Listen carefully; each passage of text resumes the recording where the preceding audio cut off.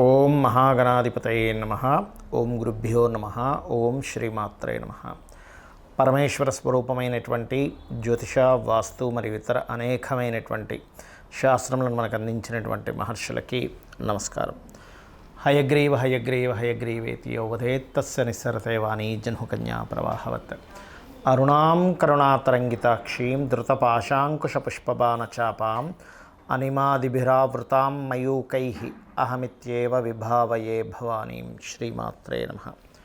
ప్రేక్షకులకి ఆ లలితాంబిక అమ్మవారి యొక్క అనుగ్రహం పరిపూర్ణంగా కలగాలని మనస్ఫూర్తిగా కోరుకుంటూ మనం ఈరోజు చెప్పుకోబోయే టాపిక్ ఏమిటంటే, గత 2 సంవత్సరాల క్రితమే మనం ఒక టాపిక్ గురించి చెప్పుకున్నాం. ఏమిటది అంటే, శని భగవానుడు మకరం నుంచి కుంభంలోకి రాగానే చాలా మట్టుకు ఒక రెవల్యూషన్ తీసుకొస్తాడు. బిజినెస్ సిస్టమ్స్లోని ఒక కొత్తగా కనిపెట్టుకునే విషయంలోని అన్నిట్లోని బిజినెస్ రెవల్యూషన్స్ చాలా తీసుకొస్తాడని చెప్పుకున్నాం.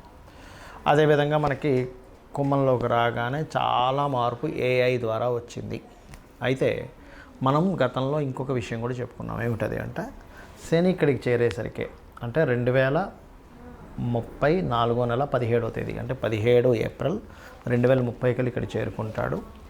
ఆ సమయం కల్లా అందరూ కూడా వీలైనంత మట్టుకు ఓన్గా చేసుకునే దాని మీదే ఉండండి, జాబ్ కాకుండా అనేటువంటిది. ఎందుకంటే అలాంటి ఒక సిస్టమ్ని తీసుకురాబోతున్నాడు శని. మకరంలో ఎంటర్ అయినప్పుడు మీరు గమనించినట్లయితే ఒక 4.5 years బ్యాక్ మనకు కరోనా వచ్చింది.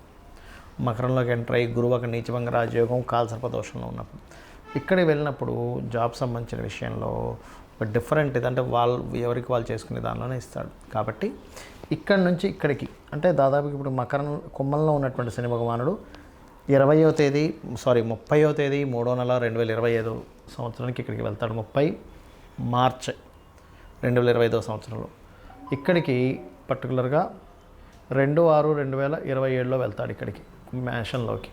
సో ఈ రాసులు మారినప్పుడు ఏ లగ్నం వారికి, లగ్నం తెలిస్తే లగ్నం తెలియని వారి రాశి వారికి ఏ విధంగా ఉండబోతుంది 2030 వరకు అనేటువంటి విషయాలు చెప్తుంది నేనైనప్పటికీ కూడా చెప్పేస్తుంది సాక్షాత్ లలిత అమ్మవారిగా భావిస్తూ ఒక్కొక్క లగ్నం నుంచి, లగ్నం తెలియని వారి రాశి నుంచి చూసుకుందాం. వృశ్చిక లగ్నము, వృశ్చిక రాశి. మీకు మీ లగ్నాత్ ఇప్పుడు 4వ స్థానంలో అర్ధాష్టమి శని నడుస్తుంది. సో ఈ అర్ధాష్టమి శని వచ్చే సంవత్సరం 30వ తేదీ వరకు ఉంటుంది. 30వ తేదీ మార్చ్ వరకు ఉంటుంది, గుర్తుపెట్టుకోండి, 2025. సో అప్పటి వరకు మీరు ఏదైనా ప్రాపర్టీస్ కొనుగోలు చేయడము, వాహనం కావచ్చు, గృహం కావచ్చు, లేనట్లయితే ఏదైనా వస్తువులు కావచ్చు, ఆభరణాలు కావచ్చు, కొనుగోలు చేసే విషయంలో చాలా జాగ్రత్తగా ఉండాలి. ఇక దీని తర్వాత పంచమంలోకి వెళ్ళిపోతాడు. పంచమంలోకి వెళ్ళినప్పుడు మాత్రం కొన్ని ఆలోచన విషయాల్లో కొంచెం తెలియని ఒక చిన్న సంశయం ఉంటుందేమో, కానీ లాభం మాత్రం ఖచ్చితంగా ఉంటుంది. ఎప్పటి నుంచి పంచమంలో శని సంచారం జరిగేటప్పుడు వచ్చే సంవత్సరం 5వ నెల నుంచి ఎక్కువ లాభాలు ఇస్తాడు అక్కడ, అందులో ఎటువంటి సందేహం లేదు. కాకపోతే కొత్త ఫ్రెండ్స్ని చేసుకునేటప్పుడు కొంచెం జాగ్రత్తగా ఉండండి. ఫ్రెండ్స్కి అప్పులు ఇచ్చేటప్పుడు కొంచెం హెల్త్ పాడవుద్ది ఫుడ్ తినడం వల్ల. ఎందుకంటే పంచమ స్థానం అనేది పొట్ట స్థానంగా చెప్తూ ఉంటారు. కొన్ని గ్యాస్ ఫామ్ అయ్యే ఫుడ్స్ తినడం ఇట్లాంటివి జరుగుతూ ఉంటుంది. కాబట్టి ఫుడ్ ఇంటేక్ చేసేటప్పుడు, ఎందుకు అంటే ఇక్కడ శని ఇక్కడ ఉండేటప్పుడు తన దశమ దృష్టితో 2ని చూస్తాడు ఫుడ్ స్థానాన్ని. కాబట్టి ఫుడ్ తీసుకునే విషయాల్లో చాలా జాగ్రత్తగా ఉంటే సరిపోతుంది. సంతానం విషయంలో కూడా కొంచెం స్లో మూమెంట్స్ అవుతూ ఉంటాయి పంచమ శని వల్ల. ఇక 6లో అంటే ఇక్కడ 6 శని సహజంగానే మంచివాడే కదా, కాకపోతే ఇక్కడ ఏమవుతుందంటే 6లో నీచబడి ఉన్నాడు ఇక్కడ మేషంలో. అందుకని ఇక్కడ అనవసరంగా వద్దన్న అప్పులు రావడం. ఎగ్జాంపుల్, ఒక బ్యాంక్కి వెళ్ళాము, ఏదో హోమ్ లోన్ మనకు 1 లక్ష రూపాయలు అవసరం ఉంది. బ్యాంక్ వాడు ఏమంటాడు, సార్ మీకు 3 lakhs 4 lakhs దాకా ఎలిజిబిలిటీ ఉంది సార్, తీసుకుంటారా అంటే మనం ఏదో అప్పటికప్పుడు టెంప్ట్ అయిపోయి తీసేసుకుంటా ఉంటాం ఆ కార్డు. ఏదో తీరా కార్డు చేతిలో ఉన్నప్పుడు ఏం చేస్తారంటే మనం వాడేస్తూనే ఉంటాం.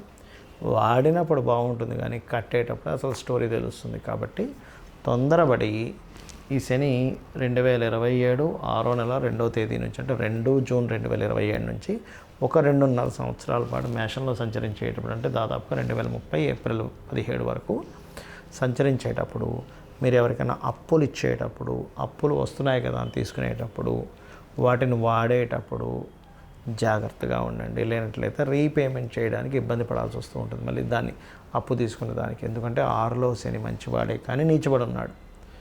దానివల్ల ఏమవుతుంది, ఈజీగా డబ్బులు వస్తుంటాయి అప్పులు, కానీ మళ్ళీ కట్టేటప్పుడు ఇబ్బంది వస్తుంది. అది జాగ్రత్తగా ఉండండి. ఎందుకంటే ఇక్కడ శని సంచరించేటప్పుడు అష్టమంలో కేతు ఉంటాడు. ఎందుకంటే ఇక్కడున్న కేతు ఈ 5 సంవత్సరాల్లో దాటుకుంటూ ఇక్కడికి వెళ్ళిపోతాడు. ఒక 3.5 సంవత్సరాలు ఇక్కడికి వెళ్తాడు. వెళ్ళి 3.5 నుంచి 5 సంవత్సరాల పాటు ఇక్కడే ఉంటాడు. సో శని యొక్క దృష్టి దాని మీద పడుతుంది. అందుకని ఏమిటి, ఆ అప్పులు తీర్చడం కోసం పూర్వీకుల ఆస్తుల మిమ్మల్ని అప్పులు తీర్చడం ఇట్లాంటి స్థితి తీసుకొస్తుంది. కాబట్టి ఈ విషయాల్లో జాగ్రత్తగా ఉండండి. కాకపోతే ఇక్కడ 6లో శని సంచారం చేసేటప్పుడు కొంచెం జాగ్రత్తగా కనుక ప్లాన్ చేసుకుని ఇన్వెస్ట్మెంట్స్ చేస్తే మాత్రం మంచి టైమే అది చెప్పాలంటే. ఇది 6లో శని నీచబడ్డప్పటికీ కూడా.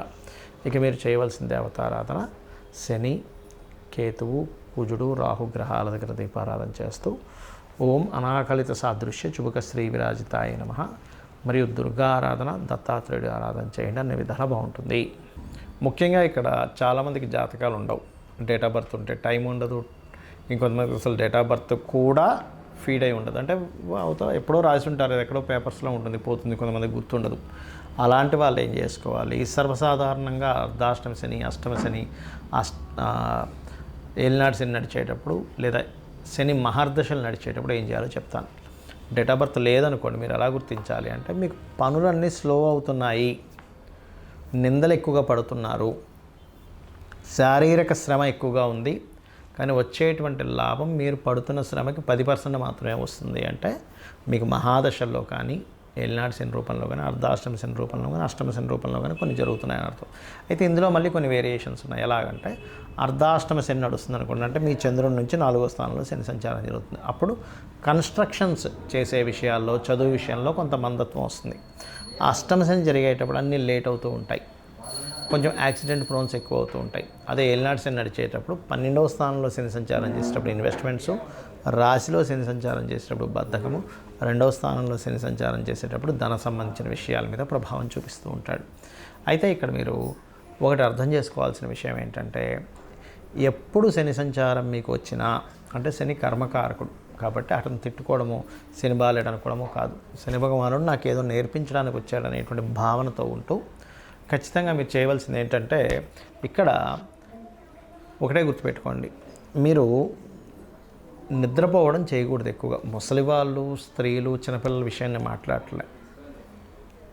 అనారోగ్యంతో ఉన్నవాళ్ళు లేదా బాగా ఏజ్డ్ పర్సన్స్, స్త్రీలకి, చిన్నపిల్లలకి ఇది ఎగ్జంప్షన్. మీరు యువకులై ఉండి ఆరోగ్యం అంతా బాగున్న వాళ్ళు మధ్యాహ్నం కనుక నిద్రపోయారా, శని యొక్క ప్రభావం నెగటివ్గా ఎక్కువ ఎఫెక్ట్ పడుతుంది మీ మీద. రెండవది వాకింగు, జాగింగు, ఎక్సర్సైజు, శారీరక శ్రమ సంబంధించినవి ఎక్కువగా చేయాలి. అప్పుడు దాని ప్రభావం మీ మీద పడదు.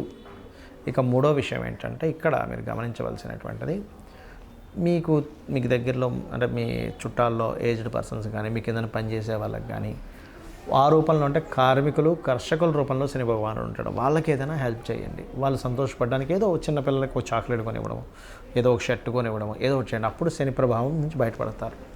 అయితే ఇలా ఉన్నప్పుడు గోచార పరంగా మనకేంటంటే, శని భగవానుడు ఇక్కడ ఉన్నప్పుడు రెవల్యూషన్ తీసుకొస్తాడని చెప్పాను. కానీ ఇక్కడికి వచ్చేసరికి ఏంటంటే, ఎవరికి వారు దేశంలో, ఇప్పుడు చైనా లాంటి దేశాల్లో చూడండి, ఎవరికి వారు ఇంట్లోనే ఒక చిన్న కర్మాగారంలా ఉంటూ ఉంటుంది. అలా ఎవరికి వారు ఓన్గా జాబ్ పరంగా సెటిల్ అయిపోవాలి. ఎందుకంటే ఎక్కడో నేను జాబ్ చేస్తాను, వాళ్ళు నన్ను చూసుకుంటాను అనుకుంటే తప్పు. శని ఇక్కడ జరిగేటప్పుడు గుర్తుపెట్టుకోండి, మేషంలో బికాజ్ ఆఫ్ ఆ టైం అనేటువంటిది అప్పటికల్లా ఓన్గా చేసుకునేది ఇదే మీకు యోగాన్ని ఇస్తుంది. ఇది బాగా బాగా బాగా గుర్తుపెట్టుకోండి. అప్పటికల్లా సిచ్యువేషన్స్ చాలా మారుతాయి, టెక్నాలజీస్ ఇంకా మారుతాయి. ఎంత టెక్నాలజీస్ వస్తున్నా మనిషి యొక్క అవసరం పడుతూ ఉంటుంది. కానీ ఈ విషయంలో కాస్త జాగ్రత్తగా ఉండండి. నువ్వులు ముఖ్యంగా దానంగా ఇవ్వడం, అందులో ముఖ్యంగా తెల్ల నువ్వులు, నీలం వస్త్రము దానంగా ఇవ్వడం, గోవులకి బెల్లము, గ్రాసము లాంటివి తినిపించడం, వీలైనంత మట్టుకు సుబ్రహ్మణ్యేశ్వర స్వామి, ఆంజనేయ స్వామి లేదా లక్ష్మీ నరసింహస్వామి ఆరాధన లేనట్లయితే కొన్ని శక్తిపీఠాలకు వెళ్ళి రావడము, ఇవి ఎక్కువగా చేస్తూ ఉండండి. ఇవి ఎంత చేస్తూ ఉంటే మీకు ఈ శని భగవానుడి యొక్క అనుగ్రహం అంతా కలుగుతూ ఉంటుంది. అంతేగాని మనం ప్రతిసారి నా టైం బాగాలేదు ఇట్లా అనుకోవడం కాకుండా ఇట్లా చేసుకోవడం అన్నీ ఖచ్చితంగా బాగుంటుంది. ముఖ్యంగా ఈ శని ఇక్కడ సంచరించేటప్పుడు కొన్ని రోగ సంబంధించినవి కూడా వస్తాయి దేశంలో, కొంచెం జాగ్రత్తగా ఉండాలి. అంటే దీర్ఘ రోగాలు అంటుంటారు చూసారు, ఒక పట్టాన పోకుండా ఉండేది. ఎందుకంటే సాటర్న్ ఈజ్ ది కర్మకారక ప్లానెట్. కొంచెం ఎప్పుడైనా శని కనుక ఒక్కోసారి చూడండి, అతను హెల్త్ ఇష్యూ కాంబినేషన్లో వచ్చాడు, హెల్త్ ఇష్యూస్ ఎక్కువ ఇస్తూ ఉంటాడు. కాబట్టి వీటి మీద దాని ప్రభావం అనేటువంటిది ఉంటూ ఉంటుంది.